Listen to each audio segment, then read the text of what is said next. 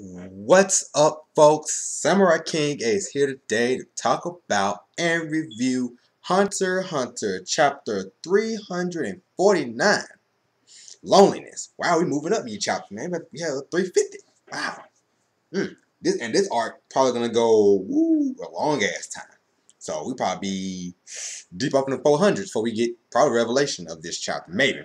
I don't know. So guys don't usually have chapters that long. Man, I don't know. I gotta look and see. But yeah, he usually have chapters long. But this chapter is pretty good. I know I'm a little late with this review. I had some things to do to take care of. Now I'm here. I'm turning red.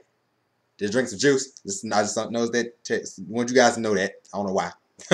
So let's get to this chapter. A lot of weird shit going on in this chapter. Some odd shit. And a lot of dialogue. Which is Hunter x Hunter now. So yeah, we start off with this prince, and we see this picture. And I'm trying to remember what this picture is. Is this picture of that chick's back? Like, is that her back being posted up there like that? The back that the dude was sketching on? Is that like this picture? I don't know if I don't think my camera is good enough to edit that right there. That picture right there. Is that chick's back? I don't think it is. But maybe we'll know. But yeah, we also find out some things in the first beginning of the chapter that okay, there's 14 princes, but some are female, and there's also 8 wives. So a lot of these women, a few of these women had, one woman had like 4 on her own, something like that. Had quite a bit by herself. But yeah, some are female. They're female. Don't be confused. Some are female. Just call them prince to eliminate this. So let me tell you how they said. They said publicly his wives are not ranked in any way, and so that the gender of his children would not have no influence on the succession of the throne. All of his children are referred to as prince, with the order they were born in giving them an ordinary designation. So like that. So like Benjamin is the oldest, and the guy that we're following right now is I don't know how to pronounce his name. Let me see. Hold on. I got an app that's gonna pronounce it for me so I can say it right. Saridnik. Make sure again. Saridnik. One more time. Saridnik. That's his name. Saridnik. I don't know if I'm saying it right, but I guess the T is silent. So Saridnik. So Saridnik is presented with this pot by this guy who explained the rules, saying if any of these other princes end up dying before the horn signal of when the horn signals on the departure for the dark continent, the new world, that's when we start. So heads not getting split then, which is funny. But yeah, heads probably gonna start getting split like at that moment. As soon as all shit gonna be going down. War zone. The innocent lives, man. Picture that. Good God Almighty. Yeah, he telling that yeah, nobody can die. If you die before that, if any die in any circumstance, anyway, and anyhow, this shit's over. No thrones, there's nothing. We'll have to figure out something else. So, Ali tells him that it's his pot, and he has, and he also tells him the remaining survivor will become the king of Kike and all that shit. So yeah, it's his pot. He has Tasnik has to cut himself and put blood in there, and also put his hand in the middle like a fucking mouth, like a it's very odd. It's a pot, but it looks odd. So after Tasnik does it, and this sick ass picture of him, bruh, that sick ass picture. Good God. Now, there's a thought about this. Are these okay? We know those eyes of Korpika's people, but that head that's above Tasnik head. It looks like Korpika. Look like what if it's like Korpika's brother, or cause we don't know if he has any family. I don't think he does. I don't know. I don't remember. But what if that's his brother, or sibling, or that friend that we saw that was with him that time? Oh, wait a minute. That may be a special. That may not have been canon. I can't remember. But what if that was somebody related to somebody that even he knew? What if like it's his dad or something? Whoa. Oh my God. It's gonna be that and Korpika sees this shit. Like what if Kike and this prince Tasnik is carrying around a picture of this shit? And he see this shit. He drop back. And Korpika see this shit. Korpika go fucking off. So yeah. I also have another theory. I don't know how rock solid it is. And I don't believe it's rock solid. I'm going to do some research on it. But I'm going to say it anyway. I think Saridnik, because I remember, I don't know why I remember this. It sounded like Carollo said they have a leader. they have another leader. That was something he said to me a long time ago. I don't know if I'm right with that or not. If I'm wrong, tell me, guys, please. You guys always correct me. I enjoyed it and I like it. Thank you. I need it. So, but I'm gonna look this up myself for real. Look like Carollo said we have another leader. So if the dude is a leader and Corpika kind of knows that, if he can find out this information, then he used channel make sure that he's not lying or like that. Then hey man, this motherfucker go off on him. But I don't know. But look like, but what if this guy is like something has something to do with the found truth? Like what if he's like fund the money or like tell him, look man, because I doubt he got all these eyes and all these body parts on the fucking black market alone. He hasn't been had just unless he's been up for a long time. He probably has been, but he had to get these bodies from somebody, like somebody else was outside the black market. So yeah. So after that, we see some more of the princes and stuff like that. And so, one of these prints, I'm trying to see, is this the female or the little child? Like right there, right there. Is she the prince or is the child the prince? I hope she's the prince because I don't want to see no baby die, and I hope that's not the case. I don't believe that's the case because it says Wobble. So that's not a real female's name, so I'm guessing it's that little boy and that baby, an infant, or yeah, it's an infant. I hope that's not the fucking case. I hope that's not the case. I doubt it's the case. I doubt that's the case. I think it's that female. It has to be that female. So yeah. So after the prince put his blood in there, this fucking fairy come out there, and I don't know if Tasnick saw this fairy or whatever, because it didn't seem like he did. Because he was looking down when the fairy was coming up, like right here. He was still looking down, like all side like that. And so she put this like little candy, like not candy. It looked like a cough drop in his mouth, and that supposedly it's a tradition started by let's see, hold on, who started this tradition? And they said the first king. The first king started this tradition because, like, you know how some kingdoms are. I'm guessing they want these kingdoms where blood has to keep being passed down. So this one about the loneliness of the first prince, first king, and all that shit. And he put blood in there, so like that, and it's an honorable tradition with it. And like later on in the chapter, they say that this guy is real honorable. I don't know. Maybe he put on the front like that because I doubt he did real honorable because you got fucked up kids like this. Your ass can't be that much honorable. So the king of Kaiken is fat bitch, just fat motherfucker. But and it's funny too that anime and manga does this. Like we didn't know this dude's name until this chapter, and his name is something odd too. Like I don't know what it is just yet because I don't see it right now. But when he said it, that's when Kurapika and Mizaki, all them started saying his name then. But before that, they were just saying the king of Kaiken, which is funny. That's always I always find that funny. Like we just all of a sudden know this motherfucker's name. That man said his name before. I'm trying to think. They say his name during that little thing when they're weeding out the harms. I think they were. I think they said his name then. But yeah. So then we get to this next part, which I find is very reminiscent of Yu Yu Hakusho. If you guys don't know, Togashi did correct Yu Yu Hakusho, one of the earlier works, where and it's somewhat of a stand too, which I'm trying to differ. I'm trying to see if there's some aspects that it has like a stand does. But like basically, when they drop the blood and that fairy come in and give them that little cough drop looking thing, the child granted powers from the pot. Okay, I'm reading this. Even though they are completely unaware of it, it brings forth a scared beast to protect them. Now, in Manga Panda, it said spirit beast, which I like better. I'm going to start calling it. The guardian spirit beast, it's a vessel modeled after themselves. Oh, that's how the king talk. Oh. So you know, fat guy, how they talk. Oh, like that. A frail and weak vessel has no chance of becoming king. Oh, like that. And we see his spirit beast or scared beast like that. Or yeah, you see that? That's his shit. It looks like a giant spider with bunch of nipple looking things. It looks very odd. I don't want to get into too much detail on what it looked like. But yeah. But basically what these things are. Oh wait, actually, let me read this. Guardian's scared beast. I call it spirit beast. A divine beast born from the strong prayers for the one's offspring prosperity. So like the king's prayers for his children. It hunts those with a strong affinity for the deaf. It feeds on the aura of those that it hunts, and those people have influence on its form and ability. But since it is not created from their own body, it is not bound to the will of its host. So it's kind of like a stand, but can do its own thing. It's not tied with your will. Like, let's say like you're walking and this big thing comes, big spirit beast come up, and it's this rock in front of you, and you don't want to move the rock. The damn thing might say, the spirit beast might say, "Fuck this shit. I don't give a fuck what you want. I want to throw this rock and get the fuck out of here. Like, get this rock out of here." He may do that. The spirit beast may do that. And the reason I say it's very reminiscent of Yu Yu Hakusho is because remember in Yu Yu Hakusho, if you guys watched it before, you should. If you haven't, you can go watch it. Yeah, pause this, go watch it, and come back. Yusuke had a yeah, because this is a bit of a spoiler. You guys should have seen it by now. If you haven't seen it by now, oh my god.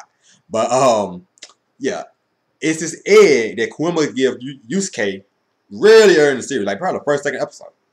And at some point, a spirit beast, that they called it, hatched from it, and it was poop, that little blue thing, and it turned into this big monster. It's supposed to have the same rules as this thing.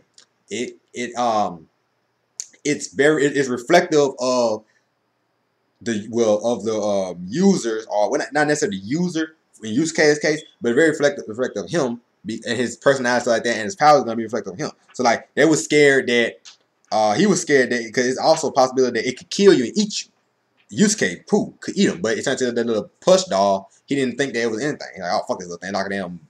It looked very odd. The thing did look odd, but it also felt the pain of Yusuke. When Yusuke was getting the power from Genkai, Pooh was in serious pain. And so I wonder with these spirit beasts too. Are they directly tied in with the users' will? Like it's not tied with their will, but doesn't necessarily mean that it's not tied in with their physical ability. Because like I guess it kind of is, because its ability is made and formed. The whole thing is shaped and formed by its user, or what we're going to call the person. It's representation, or whatever you want to call it. So that's a little thought, food for thought right there. Let me gotta think about that, because I do think that something I go back and forth and I'm debating on it, that it should feel the pain of the person, of the prince that it's representing. It should, but then I can think ways why it should, because it's like a will thing. You know how will and all that shit are just so tied in with anime, like your will and resolve, all that shit. It means a lot in anime and manga. So yeah, we go further on and we see Beyond, and he there eating. That shit look kind of good with eating the fur as fuck, but it look good. I mean, I like Japanese food. Japanese food look fucking amazing. I went to a Japanese restaurant one time. Oh my god, this shit was so good. It was so good. That ramen, this shit so good. I don't even like ramen. I don't like ramen noodles, but I like that ramen that they gave me. That shit was good. What the fuck? It made just exactly how they make it in anime manga, with the big, what was it, onion, that thing in there, ham or something, whatever it is in there. That shit's good as fuck. You guys need to try that shit. Find you a Japanese restaurant near you and go there if you can, money wise if you can. But yeah. So yeah, we get a date of when. Okay, I'm sorry. Back to the manga. Okay, we get a date to when they're selling, and that's August 8th, which is funny because that's like 2 days from now. But yeah, but they're 35 days behind that date. So this is like the end of June, something like that. And so Beyond started talking about. Okay, I saw that. Okay, Beyond started talking about how he doesn't know what Mizaki talking about a snake in the, well, sorry, a traitor in the, I don't want to say because they're going to confuse people, a traitor within the Zodiacs, and about the ceremony. He don't know nothing about them. And Mizaki, well, I've been seeing this theory out there saying that maybe Beyond has put restriction on himself with his Nin, where like he don't remember it, like kind of like what Light did in Death Note. He may erase his own memory about this stuff, and he may if you see a picture of something, it may trigger and bring memory back. Like when Light got that book and opened it up and got the memory back, he had that troll man, like, yeah, and he come back like that. So we don't know if that's the case with him. I mean, he may know, he may not know. We don't know, because we know Pariston like to do his own thing. So I'm agreeing with more with Mizaki's saying. Mizaki is saying that CU is the traitor. He is probably working under Pariston. He probably one of Pariston boys. And when they get to Dark Continent, they're gonna release Beyond, and he's gonna be with Jin. I was like Gin, and well, I like calling Jin. I like calling Gin because there's a Gin in Bleach. I don't want to get confused because Gin in Bleach is like that, so it looks kind of weird. But Mr. Extended Sword, getting to Bleach, we all know it. But yeah. Because Mazak tried to get it out of him, saying, "Do you know this guy out of Beyond? Do you know this guy that's in the Zodiacs that's one of your boys?" He's like, "No, I don't know nothing about this shit. Where you come here with this shit, bro? All I'm trying to do is sleep and eat as much as possible for a month, and then 2 months I'll be in Dark Continent." Now, that kind of made me think about it. Damn, it doesn't take 2 months to get to the fucking Dark Continent. Well, actually, the New Continent, if I'm not mistaken. That's what he said. After another year, and then for 2 months of sailing, I arrived at the New Continent. So, I mean, because once you get to New Continent, they broke it down. They had a picture. You get the New Continent, you get the Grand Line, like in One Piece. You get the New Continent, like there's a line you gotta pass by, then it's gonna go past this little gate to the Dark Continent. The gate may be at that line, I think so. I think the gate may be at that line. You get past it, it's gonna be a Dark Continent. So, a lot of shit gonna start popping right there. Shit be popping off right there. So, yeah. Yeah. Then we had this big long ass conversation between Kurapika and Mazak, and they're talking, and basically we've seen all this, and now we know 2 things. Now we know that they're gonna try to capture, well, restrain Saya at Sayu. Sorry, at Sayu. They're gonna try to restrain him before they get to the New Continent, and then 2. What was the other thing? Damn, I forgot that thing. Damn, I just had it in my mind. Ooh, I hate when that happens. But oh yeah. They got his powers. They knew his powers now. Yeah, that's what it was. And his powers are kind of odd because when I first read this on Monkey, I said, "Damn, that shit hacked. He can do a lot of damage to that shit." So basically, you know, Monkey. His name is a monkey. He's his zodiac. He's representative of a monkey.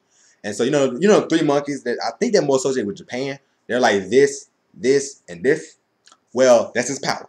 He can eliminate sight, hearing, and ability to speak with his powers.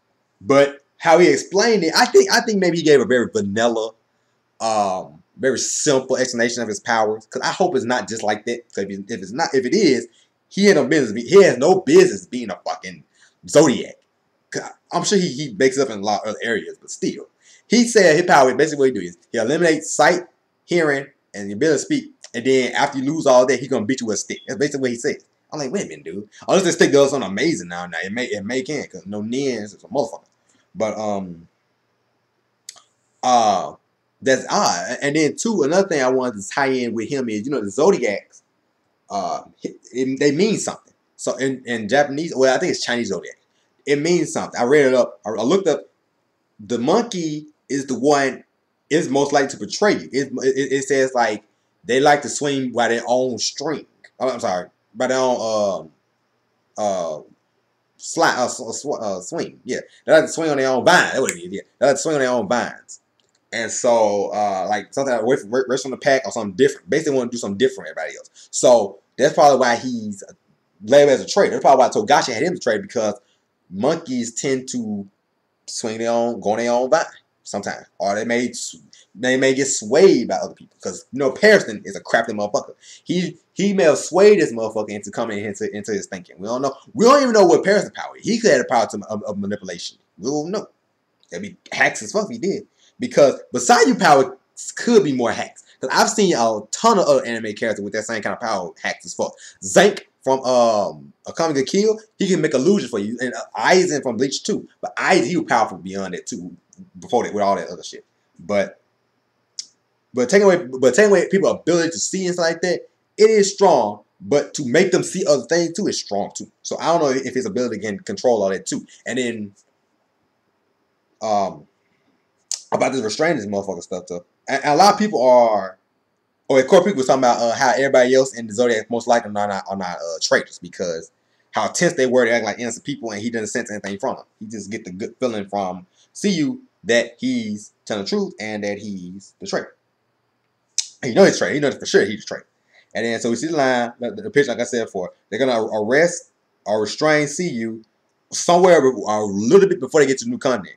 Are they gonna watch it? Because see, Kurapika wants to just straight up arrest him, and Mizaki by saying that might be a problem, because with people in the Zodiacs, it's not more so of how you do something. It's not more so the result. It's more so how you do something. Like if they see that Mizaki and Kurapika have been in cahoots this whole time with trying to dictate who's the liar like that, they're gonna get pissed. Especially, I can damn sure see that dragon dude getting pissed. That old dude, he can real get pissed. I see him getting pissed. So, then they were talking about, so how can we arrest him with no evidence? So, people like talking about this bugging his calls and all that stuff, watching him. I would just say, watch this motherfucker. Don't even do nothing. Just have somebody looking at him. Because, like, he gonna be around the other Zodiacs too. So just tell him, look, man, make sure he don't do anything. That's something like that. It's something like that. Something like that. Yeah, just dastardly thing. But then at the end of the chapter, which I think is probably one of the best ones, best ending, one of the best reveals like that. Well, no, really, I don't know why I'm saying that. When we found out that 6 of the princes are looking for bodyguards, and Cheeto tells Zach that, saying, hey, these guys, the Huns that we turned away, they're trying to work their way back in to get to Dark Continent. So this their way in the Dark Continent. And it's because one of Corpika's boys, Corpika's a crime boss now, tells them, hey man, we got a little problem. The applicants have failed. Like basically, the princes are all competing with prices because every time you update it, the prices keep going up, keep going up and up and up. Like how much they're gonna pay you and on the commission on that shit. And with the bodyguards. And Corpic like, okay. I wish we could have got a little bit more at the ending as opposed to just stopping it right there.